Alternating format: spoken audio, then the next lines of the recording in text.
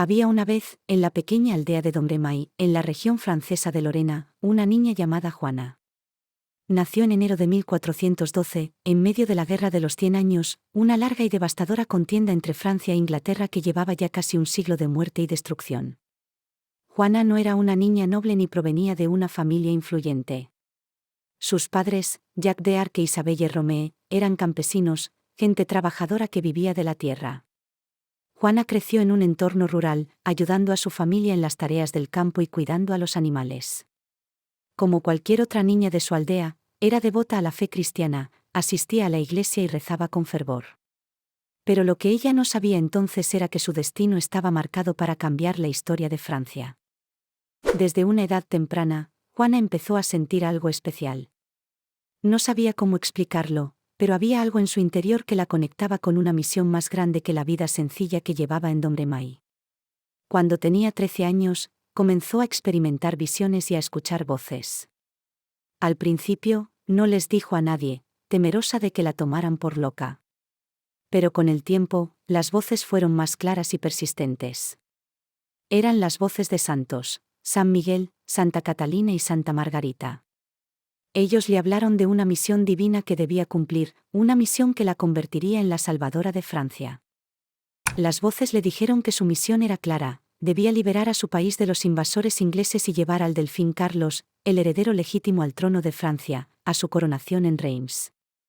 Juana, una simple campesina de una pequeña aldea, se encontraba abrumada ante la magnitud de la tarea que le encomendaron.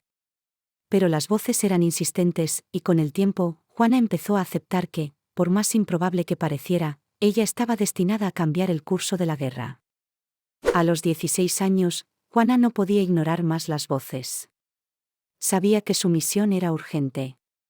Francia estaba en crisis.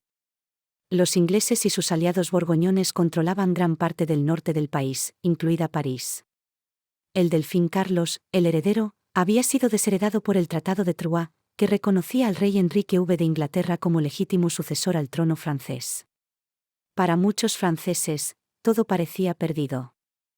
Juana, llena de fe y convicción, sabía que debía actuar. Convenció a un pariente para que la acompañara a la cercana ciudad de Vaucouleurs, donde pidió audiencia con Robert de Baudricourt, el comandante local leal al delfín Carlos. Al principio, Baudricourt no la tomó en serio. ¿Cómo podría una campesina salvar a Francia? Pero Juana era persistente. Afirmaba que Dios la había enviado y que el delfín debía recibirla. Con el tiempo, la seriedad y la determinación de Juana empezaron a impresionar a aquellos que la escuchaban. Finalmente, Baudricourt accedió a enviarla a Chinon, donde residía el delfín.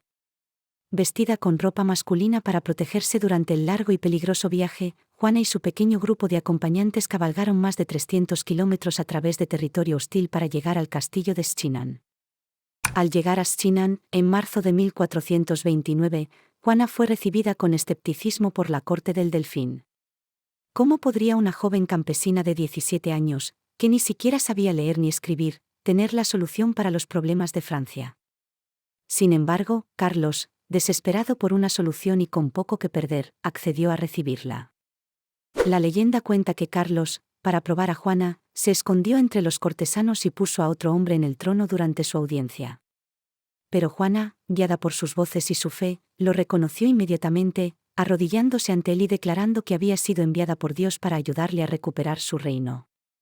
Impresionado por su fervor y convicción, Carlos permitió que Juana continuara. Antes de tomar las armas, Juana fue sometida a un riguroso interrogatorio por parte de un grupo de teólogos en Poitiers, quienes debían determinar si realmente estaba actuando bajo la voluntad divina o si era simplemente una hereje o bruja. Tras semanas de deliberación, concluyeron que Juana no mostraba signos de herejía y que debía ser enviada al campo de batalla. Así, con el respaldo del delfín, Juana fue equipada con una armadura y le fue otorgado un estandarte que llevaba la imagen de Jesús, la Virgen María y los lirios de Francia. La campaña de Orleans. Juana no era una comandante militar en el sentido tradicional, pero su sola presencia inspiró a los soldados y al pueblo francés. En abril de 1429, fue enviada a Orleans, una ciudad sitiada por los ingleses. Orleans era crucial para la defensa de Francia, y su caída habría sido un golpe devastador para el delfín. Juana llegó con una pequeña fuerza de refuerzos, y su llegada llenó de esperanza a los defensores de la ciudad. Aunque los comandantes franceses eran escépticos, Juana los convenció de que debían atacar a los ingleses de inmediato. Ella luchó al frente de sus tropas, portando su estandarte y animando a los soldados a seguirla. Durante los combates, fue herida por una flecha, pero, mostrando su extraordinaria determinación, regresó al campo de batalla poco después de recibir tratamiento. En menos de 2 semanas, los franceses, liderados por la doncella de Orleans, como empezaron a llamarla, rompieron el asedio y expulsaron a los ingleses de la ciudad. La victoria fue un punto de inflexión en la guerra, y la leyenda de Juana de Arco comenzó a crecer rápidamente. Para muchos, no era solo una joven guerrera, sino una enviada de Dios que estaba guiando a Francia hacia la salvación. Juana no era una comandante militar en el sentido tradicional, pero su sola presencia inspiró a los soldados y al pueblo francés. En abril de 1429, fue enviada a Orleans, una ciudad sitiada por los ingleses. Orleans era crucial para la defensa de Francia, y su caída habría sido un golpe devastador para el Delfín. Juana llegó con una pequeña fuerza de refuerzos, y su llegada llenó de esperanza a los defensores de la ciudad. Aunque los comandantes franceses eran escépticos, Juana los convenció de que debían atacar a los ingleses de inmediato.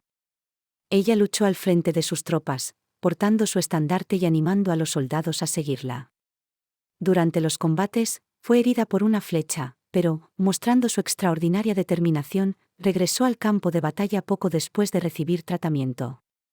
En menos de 2 semanas, los franceses, liderados por la doncella de Orleans, como empezaron a llamarla, rompieron el asedio y expulsaron a los ingleses de la ciudad.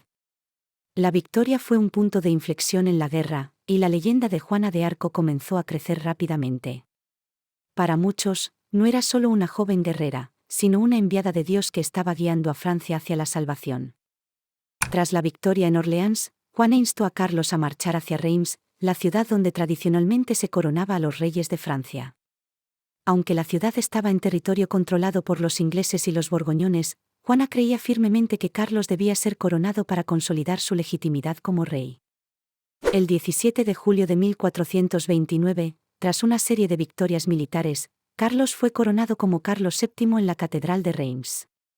Juana, de pie a su lado, sostenía su estandarte mientras observaba cómo el Delfín, por quien había luchado, se convertía oficialmente en el rey de Francia.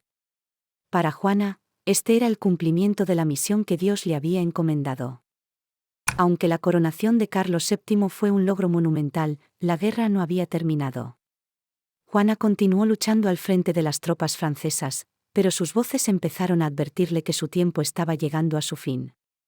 En mayo de 1430, durante un intento de liberar la ciudad de Compiègne, fue capturada por los borgoñones, aliados de los ingleses. Su captura fue un golpe devastador para los franceses, pero más aún para Juana, que fue vendida a los ingleses. Sabía que su destino era sombrío. Los ingleses, que la consideraban una amenaza peligrosa, estaban decididos a destruir su reputación y su legado. Para ellos, no podía ser una santa, debía ser una hereje. En enero de 1431, Juana fue llevada a juicio en Rouen. El juicio, dirigido por el obispo Pierre Cousson, fue un proceso político y religioso en el que la acusaron de herejía, brujería y de haber violado las normas de la Iglesia al vestirse como hombre. Juana, que apenas tenía 19 años, fue sometida a intensos interrogatorios durante meses. A pesar de su juventud y falta de educación, Juana se defendió con notable valentía e inteligencia. Rechazó las acusaciones de herejía, afirmando que sus voces eran de origen divino y que había actuado bajo la guía de Dios. Sin embargo, el tribunal ya había decidido su destino. Querían despojarla de su poder simbólico, de su fe inquebrantable, y hacer que se retractara. Juana, bajo la amenaza de ser quemada viva, firmó una abjuración, admitiendo que sus voces podrían haber sido engañosas. Pero su arrepentimiento fue breve. Unos días después, reafirmó su fe en las voces que la habían guiado y fue condenada a muerte. El 30 de mayo de 1431, Juana de Arco fue llevada a la plaza del Mercado Viejo en Rouen. Allí, frente a una multitud, fue atada a una estaca y quemada viva. Sus últimas palabras fueron una invocación a Jesús.